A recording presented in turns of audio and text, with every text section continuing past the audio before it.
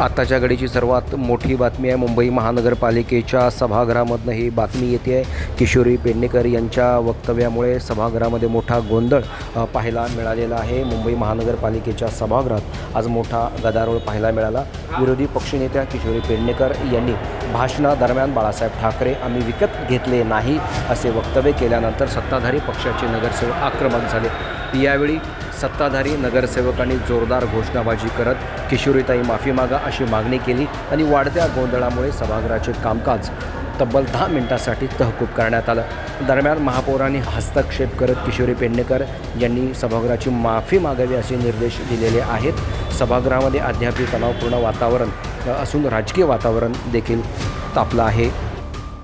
मध्ये ज्या पद्धतीने सत्ताधारी म्हणून एक शिंदे गुट आणि भाजप यांना सभागृह चालवायचा आहे की नाही हा पहिला प्रश्न आहे. ज्या पद्धतीने फंड ज्याचा फंडाचं वाटप असमानता आणली आहे त्याच्यावर विषय निघतील का? ज्याप्रमाणे 33% आरक्षण आलंय, आरक्षणाला आम्हाला सगळ्यांना पाठिंबा द्या, आमच्या पक्षप्रमुखांनी पाठिंबा दिला, पण पाठिंबा देत असताना त्याचे काही विषय मांडायचे ते मांडलेच जाऊ नये सभागृहात. कारण बघताय आपण 800 कोटीचं बजेट या विरोधी पक्षामध्ये जरी आम्ही बसलेलो असलो तरी 4 महापौर माझी म्हणून जर आपण म्हणताय महापौरांचा गरिमा हे आम्ही मांडलंय, उलट की तो वाढला पाहिजे, त्याला एक चांगलं प्रसिद्धीचं वलय किंवा एक सन्मान, आणि तो त्यांचा होत नाहीये हे आमच्या माजी महापौर विशाखा राऊतनी मांडलं. मी बोलत असताना मी तेच सांगत होती, मला आता MS डिपार्टमेंट कडनं व्हिडिओ ऑडिओ ही लागेल.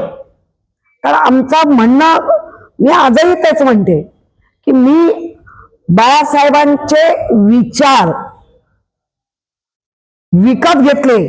विचार हा शब्द खोडून बाळासाहेब नावावर बाळासाहेब, चांद तारे सूर्य सगळं पृथ्वी तोपर्यंत कोणाची हिंमत नाही बाळासाहेबांना विकत घ्यायची. एक तर आता ते हयात नाही, हयात नसताना त्यांचा काय काय अपमान केला तो उघड या महाराष्ट्राने पाहिलंय.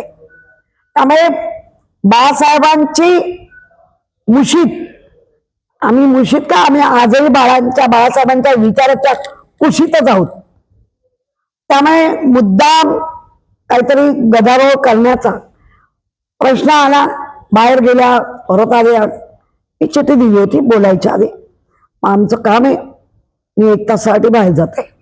जर त्या सभागृहात शिंदे गुट जर माझं नाव घेत असेल आणि मी ते ऐकलं, मी परत एकदा स्वाभाविक आहे. आणि या नको त्या गोष्टीवर जर यांना तर सभागृह चालवण्याची जबाबदारी ही त्यांची आहे. आम्ही नक्कीच सपोर्टला आहोत. आम्हाला पण वाटतंय मुंबईकरांच्या चांगल्या गोष्टी या सभागृहात घडल्या पाहिजे.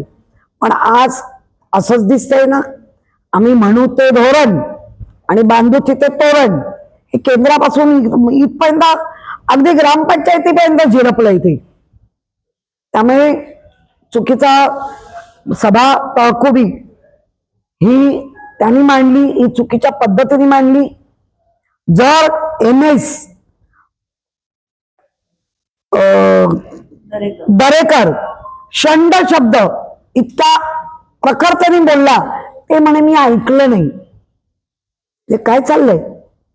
आणि मी बोललेली माझ्या शब्दातला तो शब्द एक गाळून किंवा ऐकलं नाही म्हणणं हे केवढं चुकीचं आहे. आणि ह्यासाठी मी बाळासाहेबांच्या मी 100 नाही 1000 नाही लोटांना घालणार.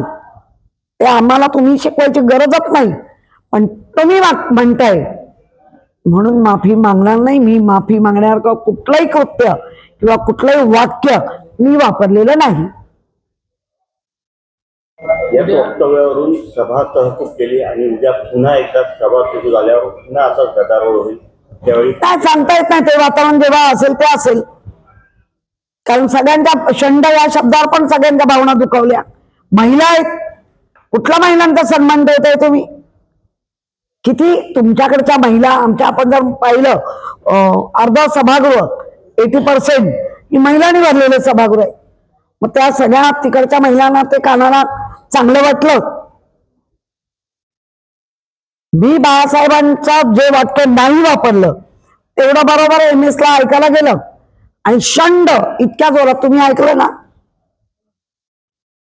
तर तुम्ही ऐकलंय, बाहेर गेलंय, तर तेवढा सोयीनुसार जर MS पण असं करत असतील तर मात्र या महानगरपालिकेची धुरा कशी पुढे नेणार याची काळजी लागली. यासारख्या अन्य बातम्या बघण्यासाठी तुम्ही आमच्या चॅनलला लाईक करा, शेअर करा, सबस्क्राईब करा. धन्यवाद.